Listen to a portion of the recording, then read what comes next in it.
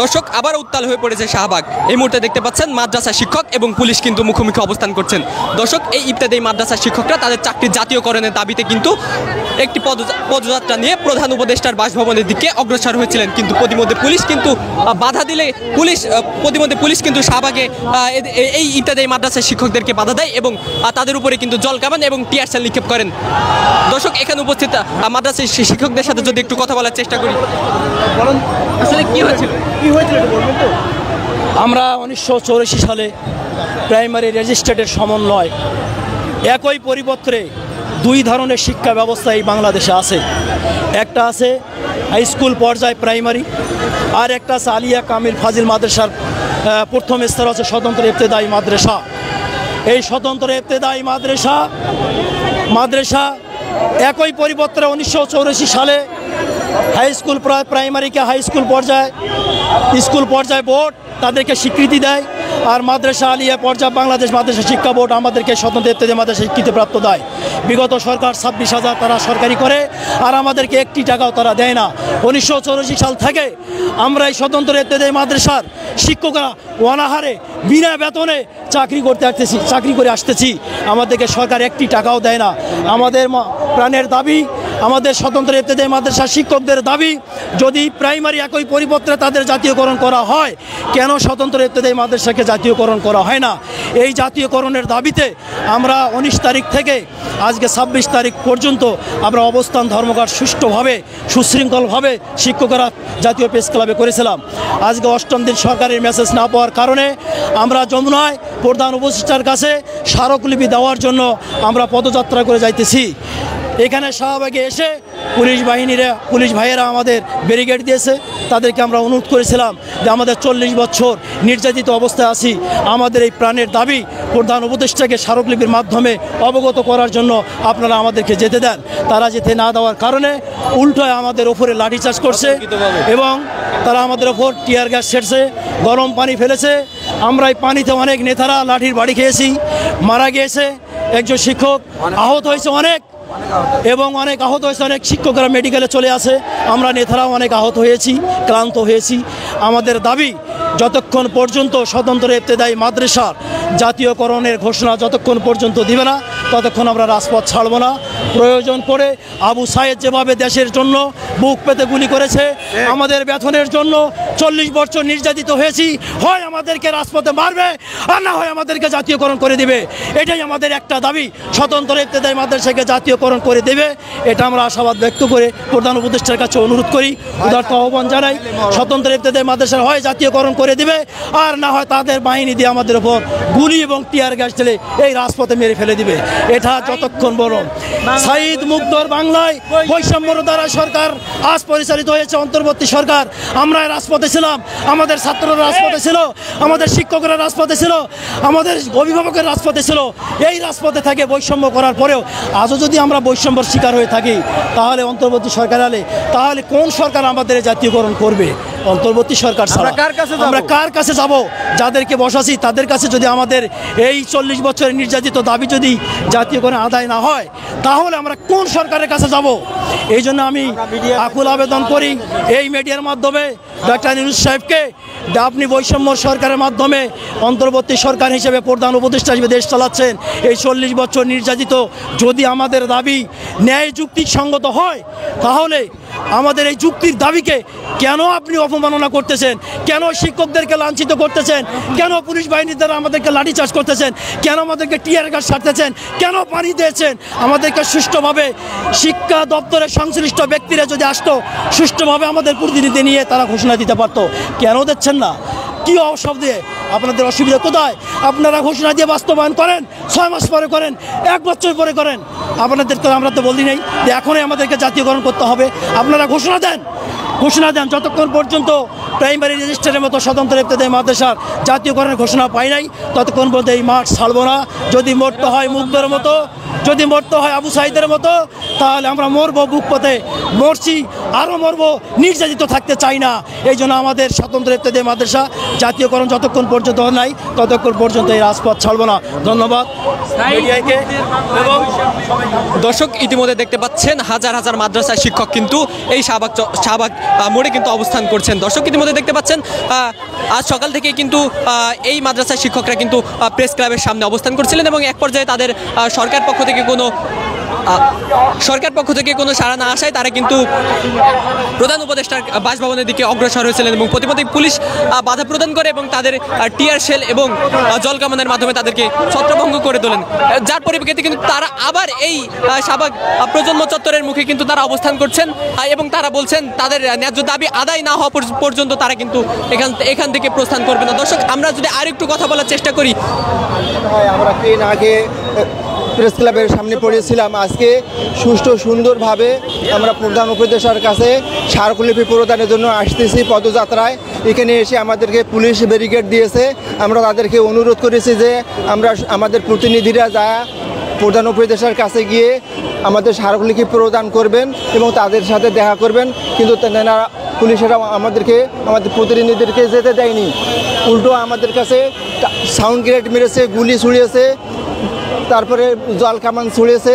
আমাদের 2 জন ভাই ইতিমধ্যে মারা গিয়েছেন, আরও শত শত ভাই মেডিকেলে চিকিৎসাধীন আছেন। কিন্তু আমরা এই বৈষম্যের দেশে ইউনিয়ন সরকারের কাছে আমরা এটা আশা কোনোদিন করিনি।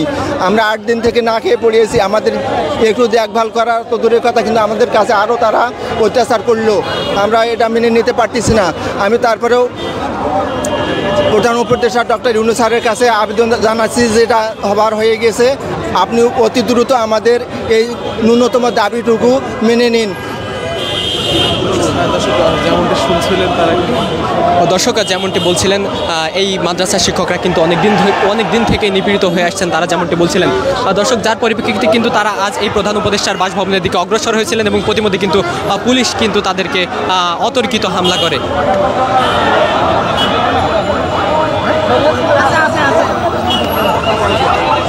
আপনি একই অধ্যাদেশে একই পরিবর্তে 26,000 প্রাইমারি জাতীয়করণ করছে, অথচ আমাদের কোনো কিছুই না।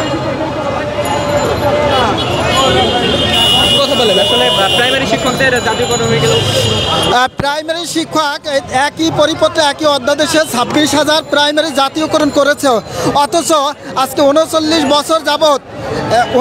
বছর যাবৎ স্বতন্ত্র ইবতেদায়ী মাদ্রাসা বৈষম্যের শিকার। বিগত সরকার শেখ হাসিনা আমাদেরকে এই বৈষম্যের শিকার করে রেখেছেন, আমাদেরকে এই বৈষম্য স্বীকার করে নিয়েছেন। একই পরিপত্রে 26,000 প্রাইমারি জাতীয়করণ করে নিচ্ছে, অথচ আমাদেরকে স্বতন্ত্র ইবতেদায়ী মাদ্রাসাগুলোকে বিনা বেতনে আজকে 39 বছর যাবৎ শ্রম দিয়ে আসছে, ছাত্রদেরকে পাঠদান করাইতেছে। অথচ আমরা তো এদেশেরই সন্তান, আমরা তো আপনাদেরই ভাই, আপনারা আমাদের ভাই, আপনাদের ছেলে, আপনাদের মেয়ে, আপনাদের ভাই বোন আমরা পাঠদান করাইতেছি। অথচ এই বৈষম্যহীন বাংলাদেশে আজও কেন আমাদেরকে এই পুলিশের অত্যাচার নিপীড়ন সহ্য করতে হবে? এটার প্রতিবাদ জানাইতে চাচ্ছি এবং সরকারের কাছে বিচার চাচ্ছি। সাথে সাথে আমরা এই স্বতন্ত্র ইবতেদায়ী মাদ্রাসা যতক্ষণ পর্যন্ত জাতীয় প্রাইমারির ন্যায় জাতীয়করণের ঘোষণা না আসবে ততক্ষণ পর্যন্ত আমরা এই রাজপথ ছাড়বো না ইনশাআল্লাহ। সাথে সাথে আমরা একটু একটা প্রশ্ন রাখি, সেটা হচ্ছে যে আপনারা যে প্রেস ক্লাবে আন্দোলন করেছিলাম সেখান থেকে প্রধান উপদেষ্টা বাসভবন অভিমুখে যাচ্ছিলেন, জি, এখন আপনাদের এই গত কয়েকদিন আন্দোলনের সময় এখন পর্যন্ত সরকারের পক্ষ থেকে কোনো ধরনের আশ্বস্ত বা কেউ দেখা করা বা যোগাযোগ করা হয়েছে না? সরকারের পক্ষ থেকে মাননীয় শিক্ষা উপদেষ্টা বলেছেন আমাদের কিছুদিন সময় দেন, কিন্তু এরকমের সময় কালক্ষেপণ করে আসতেছে বিগত 39 বছর যাবৎ। আমরা এই কালক্ষেপণ করতে চাই না। আমরা একটাই দাবি সরকারের কাছে আপনাদের মাধ্যমে আমরা জানাতে চাই, যতক্ষণ পর্যন্ত প্রাইমারি ন্যায় আমাদের জাতীয়করণের ঘোষণা না আসবে ততক্ষণ পর্যন্ত আমরা রাজপথ ছাড়বো না ইনশাআল্লাহ। আপনাদের যে বাধা দিয়েছিল সেখানে আসলে টিয়ার শেল বা পানি জল কামান নিক্ষেপ করেছিল, সেটা কেন করেছিল মনে হয় আপনার কাছে মনে হচ্ছে?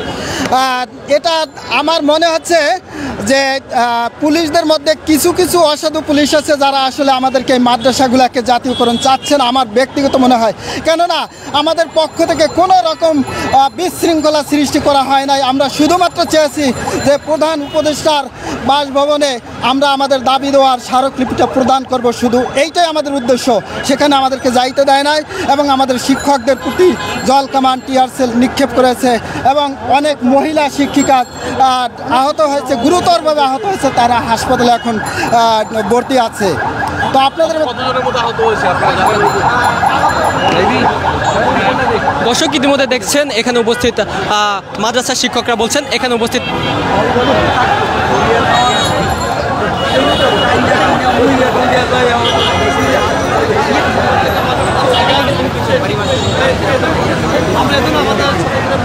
আমাদের অধিকার চাওয়ার জন্য আজকে 8 দিন এখানে কর্মসূচি আমরা পালন করতেছি।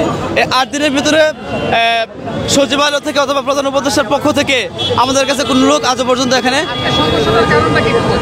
আসে নাই।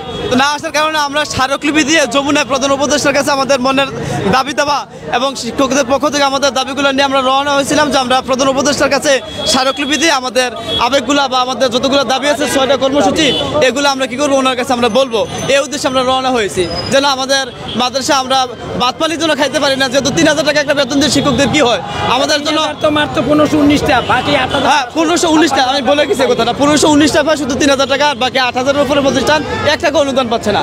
এবং আমাদের এই মাদ্রাসাগুলার আপনার রেজিস্ট্রেশন বন্ধ, পাঠদান স্বীকৃতি বন্ধ। তো যদি একটা দেশের মধ্যে একটা প্রতিষ্ঠানের শিক্ষা প্রতিষ্ঠানের যদি স্বীকৃতি বন্ধ থাকে, পাঠদান অনুমতি বন্ধ থাকে, বেতন বন্ধ থাকে, তাহলে এই দেশে তো শিক্ষা বিস্তার কীভাবে প্রসার হয়? আসলে শিক্ষা বন্ধ হয়ে যাবে। তো আমাদের দাবি হয়তো প্রধান উপদেষ্টা আমাদেরকে বেতন দিবে, আর না হয় বলবে যে মাদ্রাসা দাবি চাই আমরা, অথবা এই দেশ থেকে কি করবে প্রতিষ্ঠানগুলো বিলুপ্ত করে দেবে, বাদ করে দেবে। দুইটার একটা। আমাদের এই দাবি উদ্দেশ্য নিয়ে কথা বলার জন্য প্রধান উপদেষ্টার কার্যালয়ে আমরা রওনা হয়েছি যে প্রধান উপদেষ্টার জন্য আমাদের এই কথাগুলো শুনে হয় আমাদেরকে বেতন মুক্ত করবে, স্মারকলিপির মাধ্যমে বেতন দিবে, না হয় আমাদের প্রতিষ্ঠান বন্ধ করে দেবে। আমরা এখানে আসার পরে পুলিশ আমাদেরকে যেভাবে লাঠিচার্জ করেছে, বুলেট গুলি, রিহার্সেল, তারপরে গরম পানি ঠান্ডা পানি গুলি, এতে আমাদের 2 জন শিক্ষক, একজন এখানে মারা গেছে, আরেকজন হাসপাতাল যাওয়ার পরে মারা গেছে। 100 জনের উপরে শিক্ষক আহত হয়েছে। এটা কি বৈষম্য বিরোধী বাংলাদেশ হলো নাকি? আমাদের দাবি কি, আমাদের উদ্দেশ্য কি? আমরা তো আন্দোলনের জন্য আসি নাই, আমরা রাজনীতির জন্য আসি নাই, আমরা আমাদের অধিকার আমাদের দাবি চাওয়ার জন্য আমরা আসি। তাহলে যে পুলিশগুলো আমাদেরকে গুলি করলো, লাঠিচার্জ করলো, তারাও তো কোনো না কোনো শিক্ষকের ছেলে, কোনো শিক্ষকের ভাই। তাহলে কেন আমাদের উপর এই অত্যাচার, এই নির্যাতন কেন আমাদের উপর করা হলো? আমাদেরকে যত লাঠিচার্জ করলো, আমাদের দাবি একটাই, যতক্ষণ পর্যন্ত বাংলাদেশ স্বতন্ত্র ইফতেদায়ী মাদ্রাসা জাতীয়করণ না করবে আমরা জীবন দেবো, রাজপথ ছাড়বো না, জীবন দিতে প্রস্তুত। আমাদের দাবি যতক্ষণ পর্যন্ত আদায় না হবে আমরা এখান থেকে লড়বো, রাজপথ ছাড়বো।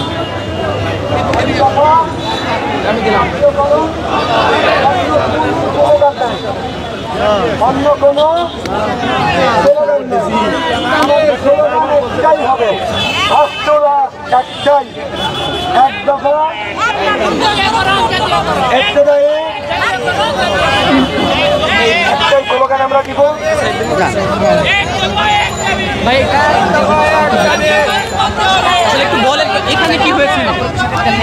আমাদের ইফতেদায়ী মাদ্রাসা গত 40 বছর যাবত আমরা বিনা বেতনে আমরা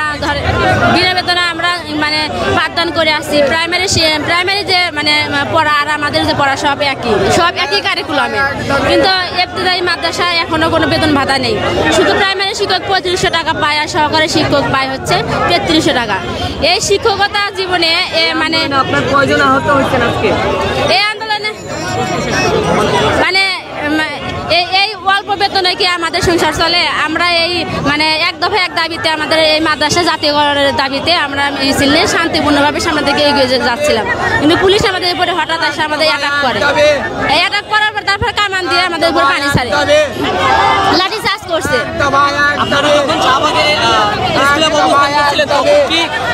সরকারের পক্ষ থেকে আপনাদের কি কোনো কিছু জানানো হয়েছিল? না, সরকারের পক্ষ থেকে আমাদের কোনো কিছুই করা হয় নাই, কিন্তু আমরা অবস্থান ধর্মঘট করতেছি গত 1 সপ্তাহ ধরে। এই 1 সপ্তাহের ভিতরে আমরা এই সামনের দিকে এগিয়ে যাচ্ছি, আমাদের শান্তিপূর্ণভাবে আমরা যাইতেছি। আমরা কোনো বিশৃঙ্খলা চাইনি, এই স্বাধীন দেশে আমরা কোনো বিশৃঙ্খলা চাইনি, শান্তিপূর্ণভাবে আমরা সামনের দিকে এগিয়ে যাচ্ছি। কিন্তু আমাদের উপরে এই স্বাধীন দেশে এই পুলিশ আমাদের উপরে কেন নির্যাতন করলো?